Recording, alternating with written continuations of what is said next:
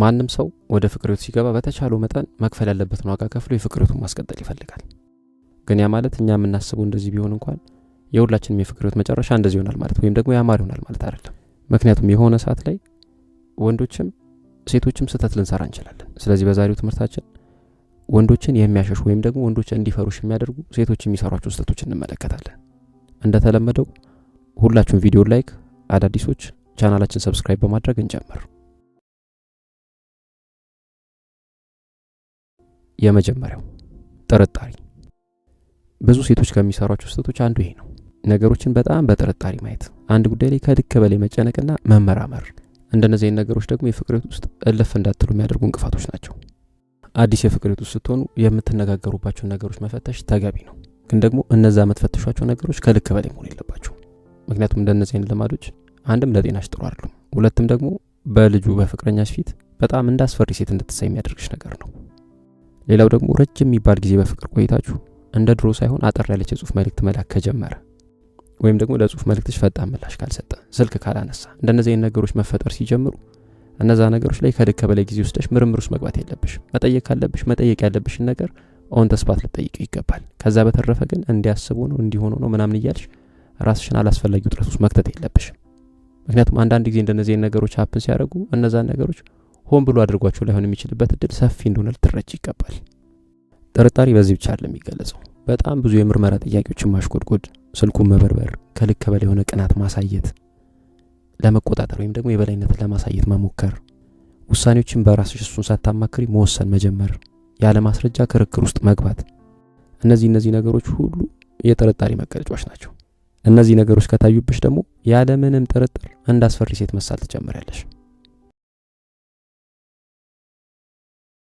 ሁለተኛው የብቻ ጊዜ አለመስጠት ነው። አንቺም የፍቅር አጋርሽም ዋንስ ኢን ዋይል የብቻ ጊዜ ያስፈልጋችኋል።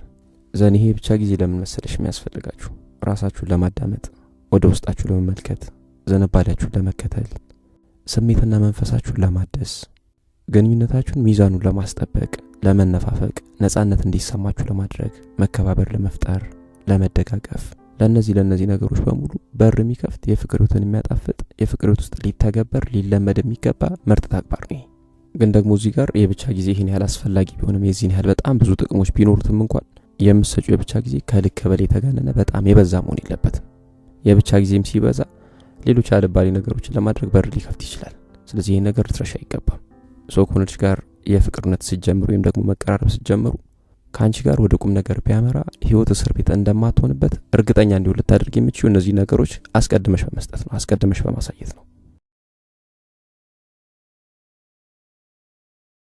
ሶስተኛው አስመሳይነት። አስመሳይነት በዋናነት የቃልና የተግባር አለመጣጣም ነው። ግን ደግሞ ከዚህ በተጨማሪ በተለያዩ መልኩ ሊገለጽ ይችላል። ቃልን በማጠፍ አስመሳይነት ሊገለጽ ይችላል። ስሜትን በመደበቅ፣ የሰዎችን ስሜት ባለመረዳት፣ ያልሆኑትን ሆኖ ለመታየት በመሞከር፣ እውነተኛ ቅርርብ ባለመፍጠር፣ ኃላፊነት ለነገሮች ለድርጊቶቻችን ባለመውሰድ፣ ሰዎችን ለማሸማቀቅ በመሞከር፣ በእነዚህ ነገሮች አስመሳይነት ይገለጻል። ሰው እንደነዚህ አይነት የአስመሳይነት መገለጫዎች በጣም በብዛት የሚታዩባትን ሴት ለቁም ነገር የሚፈልጋት ወንድ የለም። ይሄ ብቻ አይደለም። የዚህ አይነቱ ባህሪ መጨረሻ ላይ በጣም ሀፍረት የሚያከናንብና ሰዎች አፍ እንድትገቢ የሰዎች ቡና መጠጫ እንድትሆኝ የሚያደርግ ነገር ነው። የፍቅር ህይወት ውስጥ አለመግባባት የሚባለው ነገር በጣም ኮመን ነገር ነው። ይሄን ነገር በጣም በተደጋጋሚ ተነጋግረናል። ስለዚህ እንደዚህ አይነት ነገር ሲያጋጥም ወደ ቤተሰብ፣ ወደ ጎረቤት፣ ወደ ጓደኛ ምናምን ሄደሽ መበደለሽን መጎዳትሽን ለማስረዳት መሞከር የለብሽም። ይሄን ከማድረግሽ በፊት ከፍቅር አጋርሽ ጋር በርሽን ዘግተሽ ነገሩ ላይ ልትወያዩ፣ በግልጽ ልትነጋገሩ ይገባል። ምን እያልኩሽ ነው? በሌላ አነጋገር በትንሽ በትልቁ እንዲታዘንላት ከንፈር እንዲመጠጥላት የምትፈልግ አይነት ሴት መሆን የለብሽም። እንደዛ አይነት ሴት ከሆንሽ በወንዶች ዘንድ በጣም እንዳስፈሪ ወይም ደግሞ ወንዶች የሚሸሿት አይነት ሴት ተደርገሽ እንድትሳይ ያደርግሻል። ሌላው አራተኛው አእምሮሽ እንዲያነባው አትጠብቂ። ወንድ ልጅ ወይም ደግሞ የፍቅር አጋርሽ ያለሽበት ሁኔታ አይቶ ከፊትሽ ብቻ የሆንሽውን ነገር እንዲያውቅ እንዲረዳ አትጠብቂ። ይኸውልሽ የፍቅር ህይወትሽ በጣም ሰላማዊ እንዲሆን በጣም የተሳለጠ እንዲሆን የምትፈልጊ ከሆነ በተቻለሽ መጠን ነገሮችን ፊት ለፊት የምትናገሪ በግልጽ የምትወሪ አይነት ሴት ልትሆኚ ይገባል። ቢያስከፋሽ፣ ሌላም የሆንሹ ነገር ቢኖር፣ ብትጨነቂ፣ ከሰዎች ጋር ብትጣይ፣ ያሰብሻቸው ነገሮች ባይሳኩ፣ ብቻ ምንም አይነት ደባሪ ሁኔታ ውስጥ ብትሆኚ ያንን ነገር ከሁኔታሽ አይቶ እንዲረዳ መጠበቅ ይበልጥ ካንቺ ጋር ሲሆን ድብርትና ጭንቀት እንዲሰማው የሚያደርግ ነገር ነው። ሁልጊዜ ደግሞ እንደዚህ አይነት ስሜቶች እንዲፈጠርበት የምታደርጊ ከሆነ በሂደት እንዲሸሽሽ ወይም ደግሞ እንዲርቅሽ ታደርጊያለሽ ማለት ነው። ስለዚህ በተቻለሽ መጠን ነገሮችን በግልጽ የምትናገሪ ልትሆኝ ይገባል። በግልጽ መናገር ማለት ግን ነገሮችን አደባባይ ወጥቶ መዘርገፍ ማለት አይደለም፣ ወይም ደግሞ ሰዎች ይወቁልኝ ብሎ ማለት አይደለም። አምስተኛው ማንነቱን ለመቀየር መሞከር ነው። ይኸውልሽ ማንም ሰው ወደ ፍቅር ሲያመራ ማሻሻልና ማስተካከል የሚጠበቁበት ነገሮች ሊኖሩ ይችላሉ። ምክንያቱም አንዳንድ ነገሮች በላጤነት ጊዜ ሲተገበሩ ብዙም ችግር የሌላቸው ወይም ደግሞ ችግር ላይ ሆኑ የሚችሉ ነገሮች ሲሆኑና ወደ ፍቅር ህይወት ከተገባ በኋላ ግን ከፍቅር ህይወት ጋር አብሮ የሚሄዱ ነገሮች ሊሆኑ ይችላሉ። ስለዚህ እነዛ ነገሮች ላይ ማስተካከያ እንዲያደርግ ማድረግ ምንም ችግር የለውም።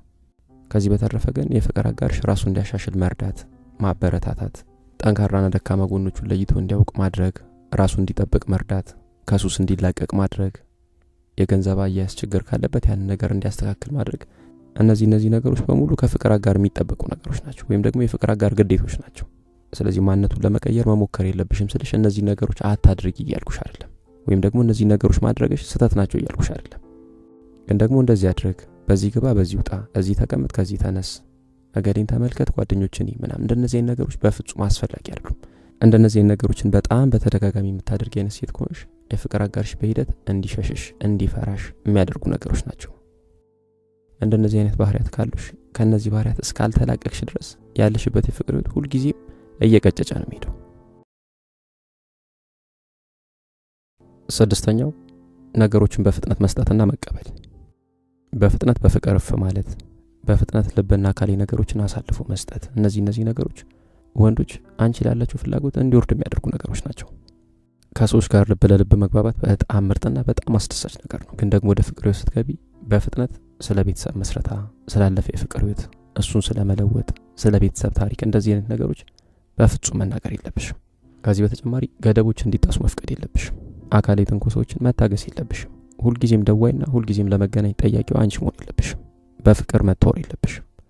ራስሽን ማሳነስ ወይም ደግሞ ይሄ አላስፈላጊነት ትህትና ማሳየት የለብሽም። እነዚህ ነገሮች በተለይ ፍቅራቸው የመጀመሪያ ጊዜ ላይ ከታዩብሽ እመኚ ማንንም እንዳይፈልግሽ። ሰባተኛው ድክመቶቹን ብቻ መመልከት። ሰዎች ላይ ድክመትና ቃቂር ልፈልግ ካልሽ በጣም ብዙ ችግሮች ልታገኝ ትችላለሽ። በጣም አስደሳች ወይም ደግሞ በጣም ያማረ ፍቅር ውስጥ ሆነሽ እንኳን ችግር ልፈልግ ብለሽ ካልሽ በጣም ብዙ ችግሮች ፈልገሽ ማግኘት ትችላለሽ።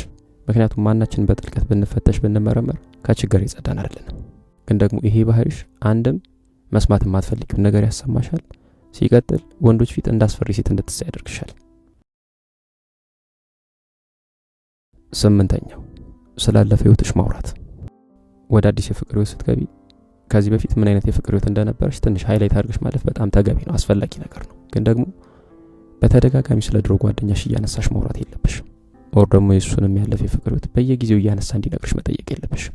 እንደዚህ አይነት ሴት ከሆንሽ ያለፈ ህይወቷ ላይ ቆማ የቀረች ለአዲስ ህይወት በፍጹም ዝግጁ ያልሆነች ሴት ተደርገሽ ነው የምትታሰቢው። ዘጠነኛው ወደ ትዳር እንድትገቡ መኮትኮት። ይሄ ነጥብ በጣም ሴቶች የሚታሙበትና ወንዶች በጣም አንቺን እንዲሸሹሽ የሚያደርጉ በጣም የተለመደ እድሜ ጠገብ ከሚባሉ ምክንያቶች አንዱ ይሄ ነው። ትዳር ወይም ደግሞ ሶስት ጉልቻ መመስረት የሚባለው ነገር በጣም አስፈላጊ፣ በጣም ተወዳጅ፣ በጣም ማራኪ ነገር ነው፣ የሚናፈቅ ነገር ነው። ግን ደግሞ ምንም ያህል ተወዳጅ፣ ተናፋቂ፣ ተፈላጊ ነገር ቢሆን እንኳን በጉትጎታና በንትርክ ያ ነገር እንዲሆን መጠበቅ የለብሽም። አንቺ ለትዳር ዝግጁ ስለሆንሽ ብቻ እሱም ዝግጁ እንዲሆን አጠብቂ። ዝግጁ ሲሆን ራሱ ተንበርክኮ አግቢኝ ብሎ ሲጠይቅሽ ታገኘዋለሽ። ስለዚህ በተቻለሽ መጠን ወደ ትዳር ለመግባት የምትጎተጉት አይነት ሴት መሆን የለብሽም። እንደዚህ አይነት ሴት ከሆንሽ ወንዶች ይበልጥ እንዲሸሹሽ፣ እንዲርቁሽና እንዳስፈሪ ሴት እንዲመለከቱሽ ነው የምታደርጊው። አስረኛው ጥቅመኛ ሴት ነው። ወንዶች በተፈጥሮ መስጠትና የሚወዷት ልጅ ብቸኛ ጠባቂ፣ ብቸኛ ተንከባካቢ ሆነ መታየት የሚያስደስታቸው ፍጥረቶች ናቸው። ግን ደግሞ ለዚህ ነገራቸው በምላሹ አድናቆት ይፈልጋሉ። ስለዚህ የሚያደርግልሽ ነገሮች በሙሉ ውጥሽ ዝም የምትይ አይነት ሴት ከሆንሽ ከዚህ በላይ የሚያስደነብረው ነገር አይኖርም። ይህን ከዚህ በተጨማሪ በማከላቸው ያለው ፍቅር ከአንድ ወገን ብቻ የሚመጣ ከሆነ፣ መቀበል እንጂ መስጠት የሚባል ነገር የማታቂ ከሆነ፣ ለመቆጣጠርና ጫና ለማሳደር የምትሞክር አይነት ሴት ከሆንሽ፣ ኪሱን ብቻ ከተመለከትሽ፣ ለስሜቱ ካልተጠነቀቅሽ፣ ሰዎች ፊት የምታሳጭው ከሆነ፣ ግንኙነታችሁ ለሰዎች ግልጽ ለማድረግ ፍላጎት ከሌለሽ፣ እንደነዚህ ነገሮች ከታዩበሽ ምንም መጠራጠር አያስፈልግም። እንደ ጥቅመኛ ሴት ነው የምትታዩ ማለት ነው። እንደዚህ አይነቷን ሴት ሲያይ ደግሞ ልቡ በፍርሃት የማይረድና የማይሸሽ ወንድ የለም። ሌላኛው በአስተሳሰብ አለመመጣጠን ነው። ወንዶች ከፍቅር አጋራቸው ጋር በጣም ምክንያታዊ በሆነ መልኩ በሀሳብ መፋጨት ያስደስታቸዋል። ከዚህ በተጨማሪ ነገሮችን እሱ ካየበት አንግል በተቃራኒ በተለየ መልኩ ነገሮችን የምታመላክተው ሴት የማይፈልግ ወንድ የለም። በጣም ኳሊቲ የሚባሉ ሀሳቦችን የማታመነጪና ሁሉም ነገር ላይ ዝም ብለሽ አሜን አሜን የምትይ አይነት ሴት ከሆንሽ ከአንቺ ጋር በፍቅር መቀጠል ላይመርጥ ይችላል ወንድ ልጅ። 12ኛው ግንኙነታችሁ መርዛማ ከሆነ። የፍቅር ግንኙነቶች በወንዱም በሴቷ ምክንያት ሊመረዙ ይችላሉ። ግን ደግሞ አሁን እያወራን ባለንበት ኮንቴክስት ውስጥ የፍቅር ግንኙነታችሁ ለመታወቁ ምክንያቱ አንቺ ከሆንሽ ወንዶች ካንቺ መራቅን አማራጭ ሊያደርጉ ይችላሉ። የፍቅር ግንኙነታችሁ ምን ሲሆን ተመርዟል የሚባለው የበዛ ቅናት ሲታይበት፣ መፍትሄ የሌለው የማያቋርጥ አይነት ንትርክ ውስጥ በተደጋጋሚ የምትገቡ ከሆነ፣ የበላይነትን ለማሳየት የምትሞክሩ ከሆነ፣ ጤነኛ ያልሆነ የገንዘብ አጠቃቀም ካለ፣ አለመታመን ካለ፣ አለማመን ካለ፣ አለመከባበር ካለ፣ አለመደናነቅ፣ ሚስጥራዊ ነገሮች የሚበዙ ከሆነ እነዚህ ነገሮች በገፍ የሚታዩበት አይነት የፍቅር ህይወት ከሆነ ግንኙነታችሁ ያለምንም ጥርጥር ተመርዟል ተብሎ ሊባል ይችላል። 13ኛው ማሳነስ ነው። የፍቅር አጋርሽን እንዲሸማቀቅ ማድረግ፣ ሐሳቡን አለማክበር፣ ለሚያደርገው ነገር አድናቆት አለመስጠት፣ ቅድም እንደተባባል ነው ማለት ነው።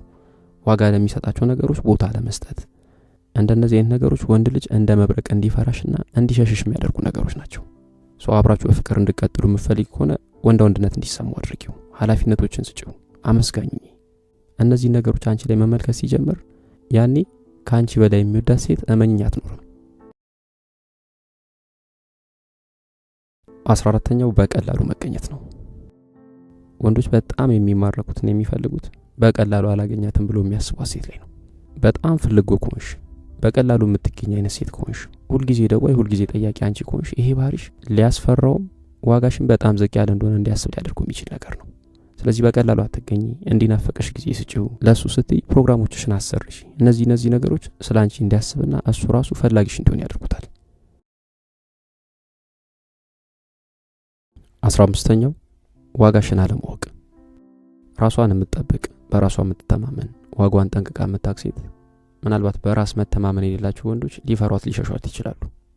በራሱ የሚተማመኑን ደግሞ የሚፈራትና ወደ ህይወቱ እንዳትገባ የሚጠነቀቅ ወይም ደግሞ የሚሸሻት አይነት ሴት ደግሞ ዋጋዋን ጠንቅቃ የማታውቅ ሴት ናት። ስለዚህ ለራስሽና ለደስታሽ ቅድሚያ በመስጠት ዝንባሌዎችሽን በመከተል ነፃነትሽን በማስከበር የማንም ጥገኛ ባለመሆን እንደውም በተቃራኒ ወንዶችን ወደ ህይወትሽ መሳብ ትችያለሽ።